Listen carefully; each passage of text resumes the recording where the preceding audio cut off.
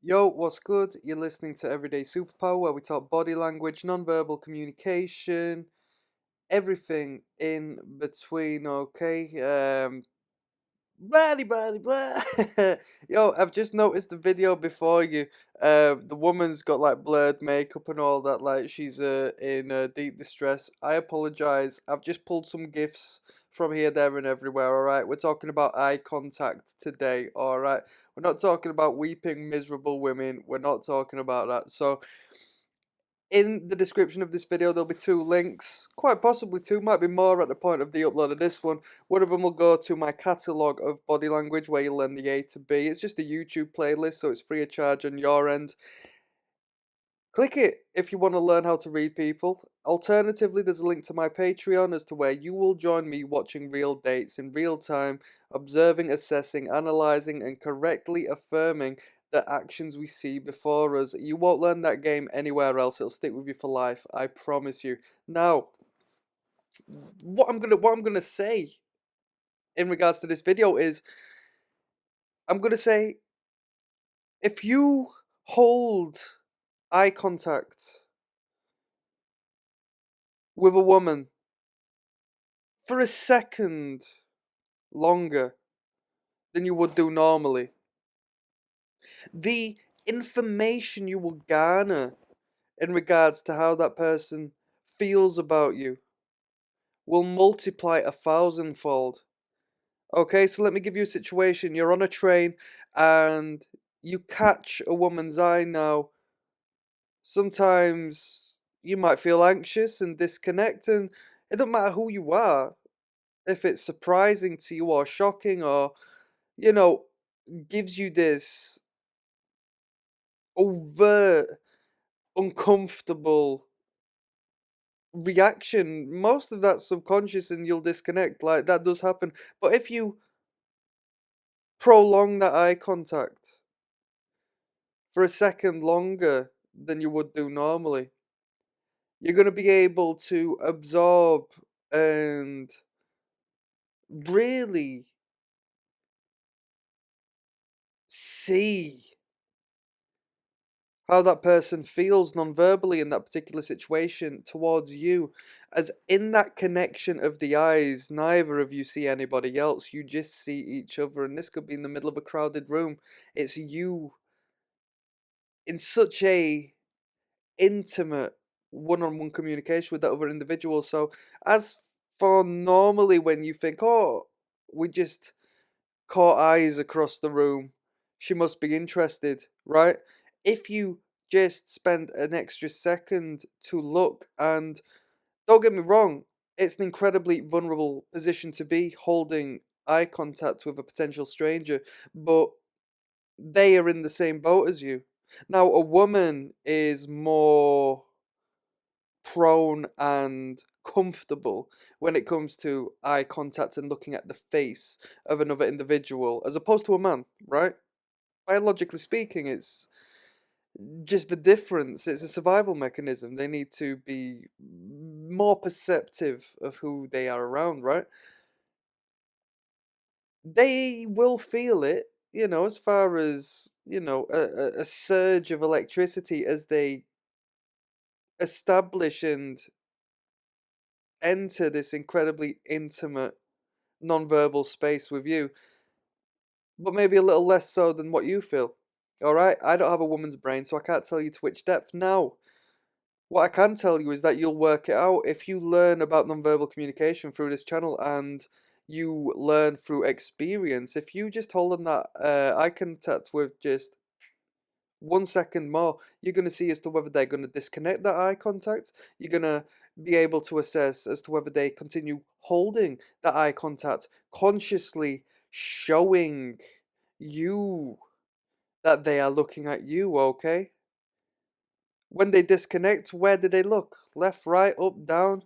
You'll be able to perceive this. And at the start of this video, I said, more than likely, two links down in the description, but I'm going to be putting more in due time. One of them is going to be, it's going to be brilliant. I'm not even going to talk about it right now, all right? But we're going to delve into the realms of creating better behaviors when it comes to our nonverbal communication, and I myself are going to create audio files for you, which will, over time, given that you listen to them reoccurringly, hypnotize you into being better at these behaviors, and one of them is going to be eye contact. So potentially in the link down in this video at this moment in time, if you've come across this video a bit later than the time I've uploaded it, there might be a link into that media. So keep an eye out for that. So when you look at the eyes a little longer, you're gonna create this sharp sensation with that other individual, and not only them, in you, because you have to sort of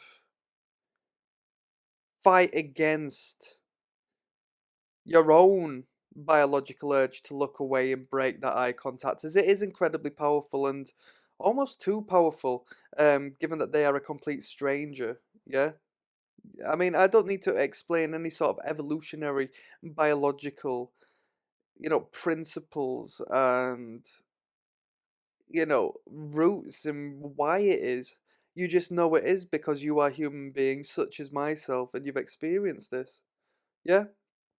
So just look at them an extra second longer and see how they react in you doing so.